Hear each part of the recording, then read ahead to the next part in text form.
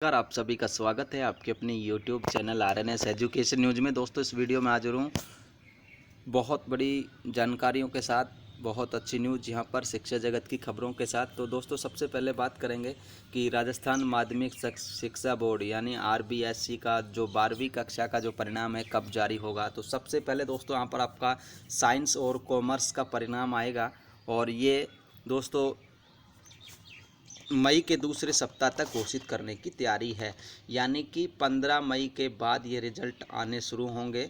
देश भर में मेडिकल और इंजीनियरिंग प्री परीक्षाओं में बैठने सहित देश के बेहतर जो उच्च शिक्षण संस्थान हैं, यानी कि जो ये महीने चल रहे हैं अप्रैल, मई और जून, इनमें दोस्तों मेडिकल एग्ज़ाम्स, इंजीनियरिंग एग्ज़ाम्स, इसके अलावा जो केंद्रीय विश्वविद्यालय हैं, दिल्ली विश्वविद्यालय है, तमाम जो देश के बड़े बड़े इंस्टीट्यूट हैं उनमें प्रवेश प्रक्रिया, एडमिशन प्रक्रिया स्टार्ट होती है। तो 12वीं साइंस और कॉमर्स के अभ्यर्थी इनका पहले प्रोसेस शुरू हो जाता है। तो इनके लिए यहाँ पर बोर्ड सबसे पहले 12वीं विज्ञान और उसके साथ ही कॉमर्स का परिणाम जारी करने की तैयारी कर रहा है। इस परीक्षा में जो 12वीं साइंस की थी उसमें 2,60,000 से ज़्यादा अभ्यर्थी सम्मिलित हुए थे और 7 से लेकर 2 अप्रैल तक ये एग्ज़ाम चली थी, 7 मार्च से। तो पहले दिन से उत्तर पुस्तिकाएँ भेजी जा चुकी हैं। इसके साथ दोस्तों कॉमर्स का भी परिणाम आएगा साइंस के साथ, और कॉमर्स में 42,146 अभ्यर्थी जो पंजीकृत थे, तो यहाँ से इनका मूल्यांकन पूरा हो गया है। शिक्षा बोर्ड की वर्षों से सीनियर सेकेंड विज्ञान और वाणिज्य वर्ग का परिणाम एक ही दिन जारी किया जा रहा है। तो ये तो हो गया आरबीएससी की जो 12th साइंस और कॉमर्स के परिणाम की बात। मई के दूसरे सप्ताह में ये परिणाम जारी किए जा सकते हैं।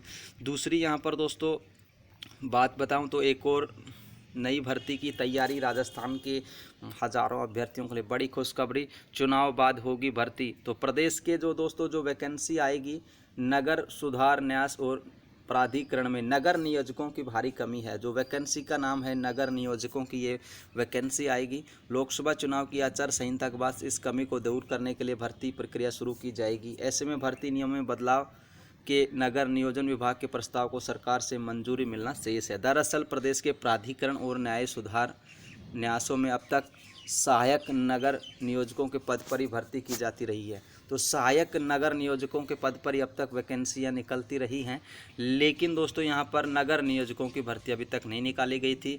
नगर नियोजन विभाग के मौजूदा अव्यवहारिक नियमों के चलते इस पद के लिए बैचलर इन प्लान नियोजन में स्नातक डिग्री लेने वाले अभ्यर्थी योग्य नहीं हैं। तो ये जो डिग्री है बैचलर इन प्लान नगर नियोजन में स्नातक डिग्री लेने वाले अभ्यर्थी योग्य नहीं हैं, बल्कि बैचलर इन आर्किटेक्चर डिग्री लेने वाले अभ्यर्थियों को पात्र माना जाता है। तो ये जो नियम है इस वजह से ये वैकेंसी अटकी पड़ी है। चुनाव बाद यहाँ वैकेंसी निश्चित तौर पर नगर नियोजकों की ये वैकेंसी आ जाएगी। तो जो भी दोस्त इस योग्यता को वेरीफाई करते हैं, इस योग्यता को रखते हैं अपने पास, तो वो इस वैकेंसी की तैयारी स्टार्ट कर दें।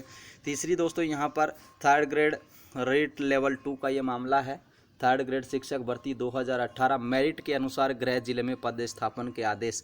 दोस्तों ये पूरी खबर ये है कि तृतीय श्रेणी जो रीट लेवल 2 था उसमें अधिक मेरिट के बावजूद भी गृह जिले में नियुक्ति एक अभ्यर्थी को नहीं मिली थी, और उसने इसके लिए हाई कोर्ट में चैलेंज किया था, और अब हाई कोर्ट ने आदेश दिया है कि उसको गृह जिला आवंटित किया जाए या गृह जिले के पास का जिला उसे आवंटित किया जाए। तो इसके लिए दोस्तों यहाँ पर दीपा सैनी नाम की एक अभ्यर्थी थी, ठीक है, उन्होंने ये याचिका लगाई थी। अधिवक्ता आरपी सैनी ने उनकी पैरवी की। तो तृतीय श्रेणी शिक्षक भर्ती अंग्रेजी विषय से इन्होंने भाग लिया था। प्रार्थिया का चयन होगा, लेकिन उसे गृह जिले में पदस्थापित नहीं किया गया, बल्कि आरक्षित वर्ग में बताते हुए सिरोही जिले में पदस्थापित कर दिया गया। जबकि उससे कम अंक वाले जो अभ्यर्थी हैं उनको गृह जिले में नियुक्ति दी गई। तो ये यहाँ पर शिक्षा विभाग की गलती सामने आई है कि उन्होंने गृह जिला ना दे करके उस अभ्यर्थी को सिरोही जिला दे दिया, और उससे जो कम अंक वाले थे उनको गृह जिला मिला। इसको लेकर उन्होंने चैलेंज किया। तो हाई कोर्ट में चुनौती देते हुए क्या यदि कम अंक वालों को गृह जिले में नियुक्ति दिए तो उसे अलवर या उसके आसपास के जिलों में पदस्थापित किया जाए। तो अलवर की अभ्यर्थी थी। अदालत ने प्रार्थिया के पक्ष में फैसला लेते हुए कहा कि प्रार्थिया से कम अंक वालों को गृह जिले में नियुक्ति दी है तो उसे भी दे दी जाए। तो ये भी आप कर सकते हैं जिन अभ्यर्थियों को लगता है कि उनके ज़्यादा मार्क्स थे और उनसे कम मार्क्स वालों को उनके गृह जिले में नियुक्ति दे दी है। तो आप लोग भी हाई कोर्ट का सहारा लेकर के करवा सकती हैं, हाई कोर्ट का आदेश है। तीसरी बात दोस्तों, रीट लेवल 1 जो आपका वेटिंग और जो रीशफल परिणाम है, तो उसमें दोस्तों 8,352 शिक्षक नहीं बदलना चाहते ज़िला। तो ये आपकी जो असहमति जताई है, ठीक है, जो पूर्व के ज़िलों में ही कार्य करना चाहते हैं। और जो वेटिंग है जो यहाँ पर बताया गया दोस्तों, 5570 अभ्यर्थी या तो ऐसे हैं जिन्होंने ज्वाइन नहीं किया, दस्तावेज सत्यापन में अनुपस्थित रहे हैं। खाली पदों भरने के लिए शिक्षा विभाग प्रतीक्षा सूची और रीशफल परिणाम जारी करेगा और निर्वाचन विभाग से इसकी अनुमति मांगी गई है। तो ये 4 से 5 आप लोगों के लिए बड़ी खबरें, जिसमें 2 खबरें रीट लेवल 2 की, एक माध्यमिक शिक्षा बोर्ड राजस्थान का 12वीं और कॉमर्स का परिणाम। इसके अलावा दोस्तों नगर न्यासों में नगर नियोजकों की भर्ती के बारे में। तो 4 से 5 बड़े अपडेट, बहुत अच्छी जानकारी। तो वीडियो को कर दीजिए ज़्यादा से ज़्यादा लाइक, शेयर और चैनल को कर लीजिए सब्सक्राइब। जय हिंद, जय भारत।